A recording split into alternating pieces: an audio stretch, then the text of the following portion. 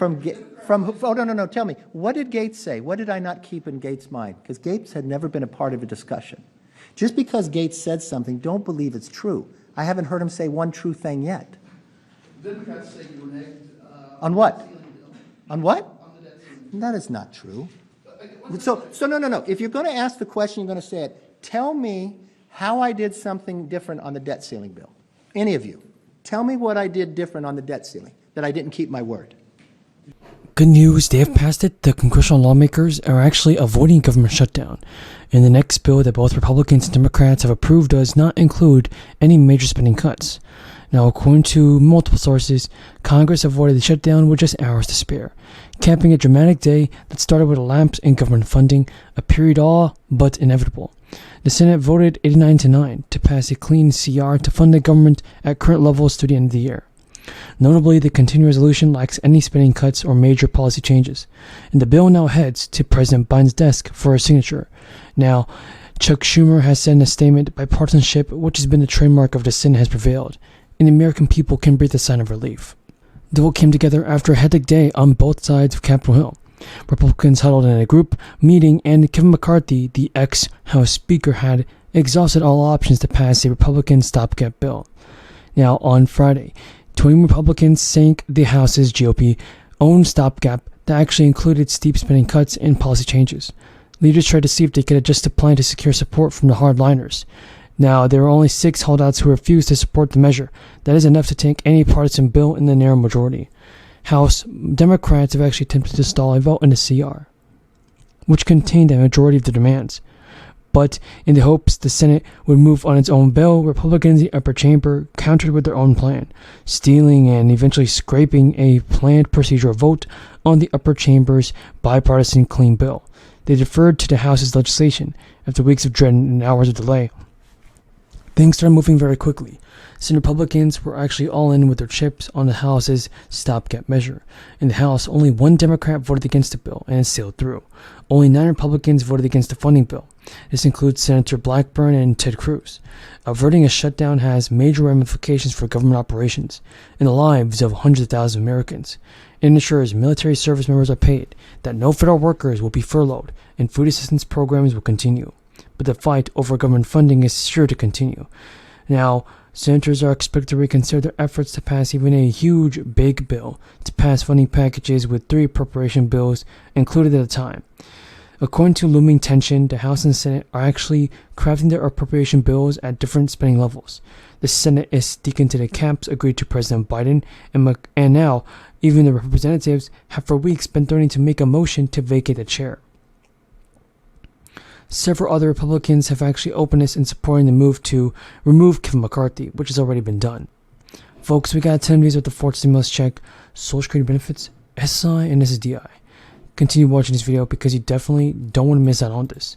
We got a ton of news just for you guys to know. We have a ton of news about the 4th stimulus check, Social Security Benefits, SSI, and SSDI. A ton of news about the 4th stimulus payments are coming in. I have a lot of information that I'm going to share with you guys today in this video, so continue watching. The several lawmakers, everybody in Congress, have discussed new inflation relief checks for the people. So if you reside in states like Minnesota or Massachusetts, well, you may qualify for at least another stimulus check this year. It comes as budgets are being finalized, states are planning to use the budget surpluses for another round of checks. So a lot of good things are happening in Congress, and a lot of stimulus payments can actually be sent out faster than we ever thought in the history of our lives. So as I was saying, it's official. The governor in several states like Minnesota have actually hoped to include a tax rebate in the state's upcoming budget. It comes from the announcements of the state's budget. It's set to go for January 24. And according to the Associated Press, well, the budget will propose indexing state aid for school districts just to help combat inflation. So Waltz has told reporters that I think people are feeling inflation.